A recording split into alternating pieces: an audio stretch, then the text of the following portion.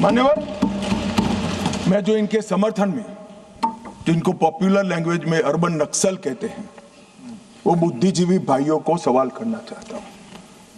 मैंने 6 दिन से लगभग 2000 आर्टिकल निकाले, सारे बुद्धिजीवी भाइयों ने लिखे हुए।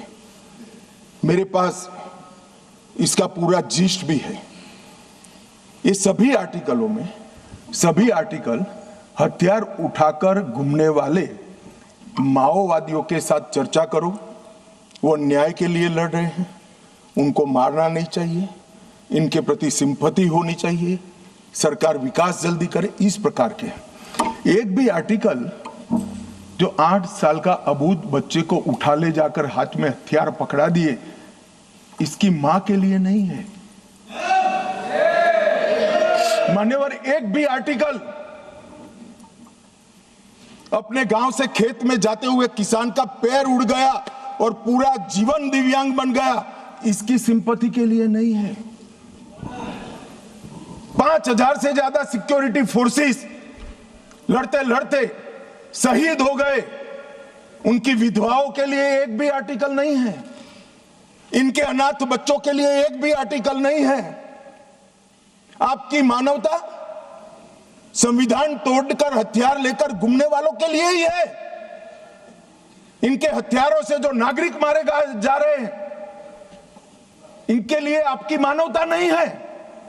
मानवता के दोहरे चरित्र को मैं स्वीकार नहीं करता। मान्यवर, ये मानवतावादी नहीं है, नक्सलियों के समर्थक है। अगर मानवतावादी होते तो वो किसान का पैर उड़ गया, इसकी भी चिंता होगी। वो अबूझ बच्चे से इसका बचपन छीन लिया, इसकी भी चिंता होती। मान्यवर, वो हाथ में हथियार लेना नहीं चाहते, गरीबों के हाथ में हथियार दिलाकर अपनी विचारधारा को, अपनी आइडियोलॉजी को पनपाना चाहते हैं, मगर उनके भी दिन लग गए हैं। स्पष्टता से सुन लीजिए, ये पूरे देश में अब जागरूकता आई है। और क्या हुआ है, पूरा देश आज सुन रहा है, पूरा देश आज समझ रहा है।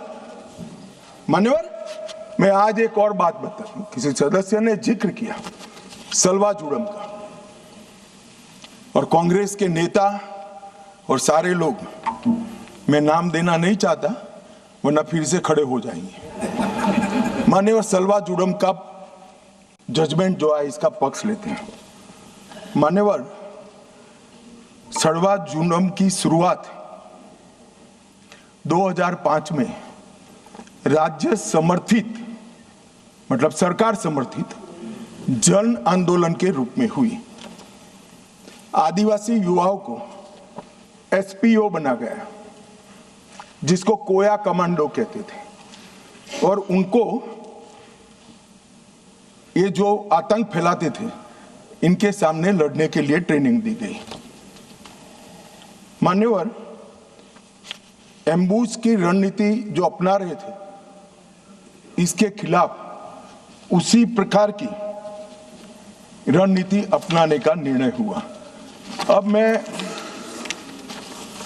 ये पूछना चाहता हूं कि सलवा जुड़म की शुरुआत किसने की? मान्यवर, किसी बीजेपी के कार्यकर्ता ने नहीं की थी।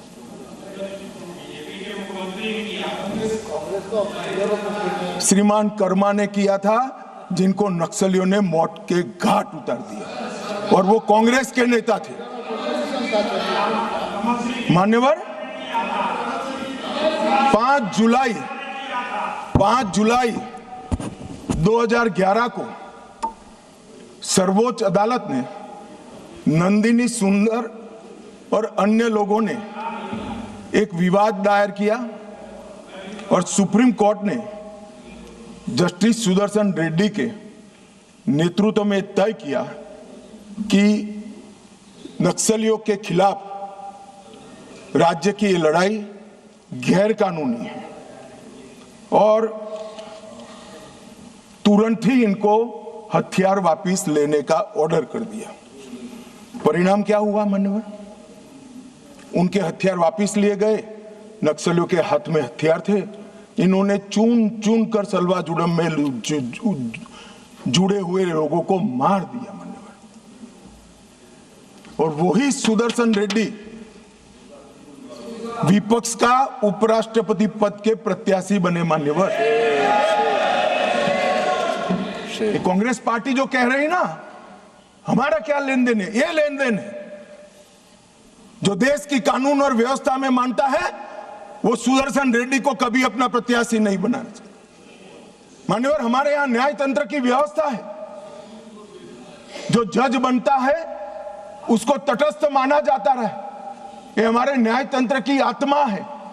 मगर कोई व्यक्ति जज बनकर अपनी व्यक्तिगत आइडियोलॉजी का उपयोग कर कर, संवैधानिक कपड़े पहनाकर अपनी आइडियोलॉजी को ऑर्डर में कन्वर्ट कर कर हजारों बेगुनाह आदिवासियों की जान जाए ऐसा फैसला देता है, तो मैं ये जजमेंट की घोर निंदा करता हूं।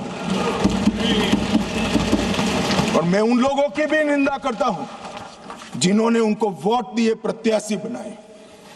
मान्यवर, आइडियोलॉजी जनता के भले के ऊपर नहीं हो सकती।